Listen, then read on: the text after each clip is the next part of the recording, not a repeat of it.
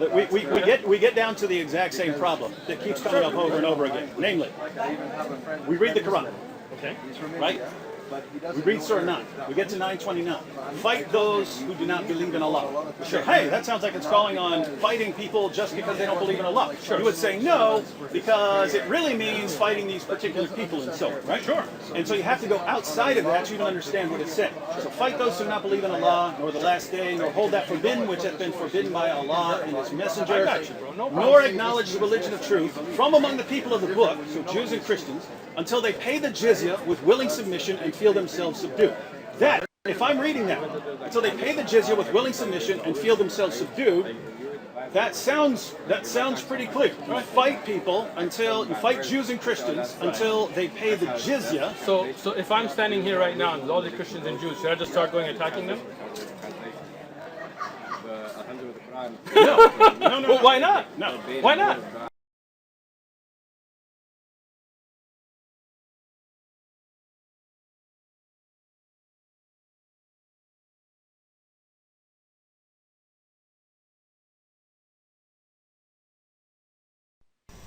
And the thing about we're not for jihad, we're not violent.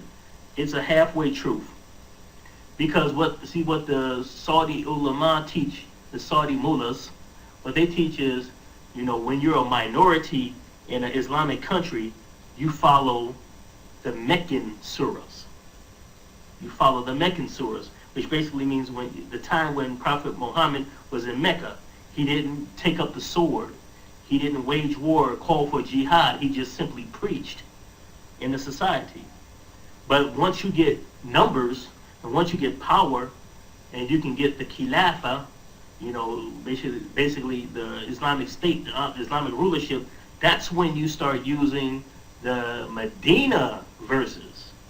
That's when Medina Islam comes into play. And you should all know what Medina Islam is, because that's when jihad came into play. That's when the Muslims started fighting actively the other Arab tribes in Mecca.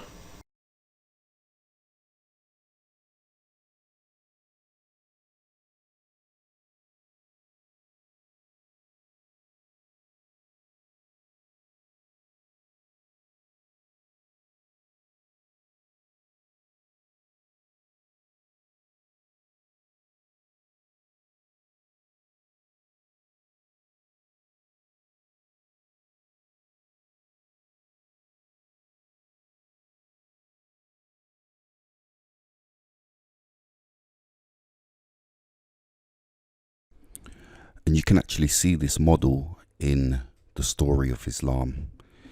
If you go to the Tasfiyah of Al-Jalalain, commenting on Surah 477, he says, those whom it was said, now this is the verse in the Quran, it says, restrain your hands from fighting the disbelievers.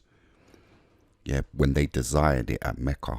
So the Muslims were in Mecca, and they felt that they were being oppressed by the idolaters, and they went to Muhammad and said, look, allow us to fight back.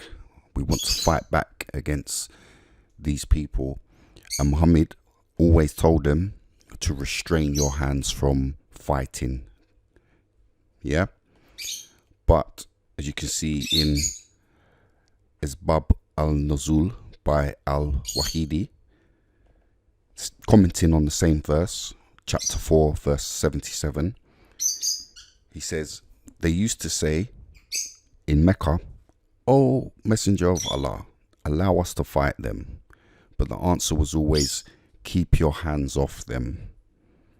But when the Messenger of Allah migrated to Medina, he commanded them to fight. And this is exactly what Abu Yazid stroke C.L. Edwards has just said. Thank you for listening. If you like the video, subscribe to the channel, like the video and leave a comment, and there'll be more videos to come, God willing.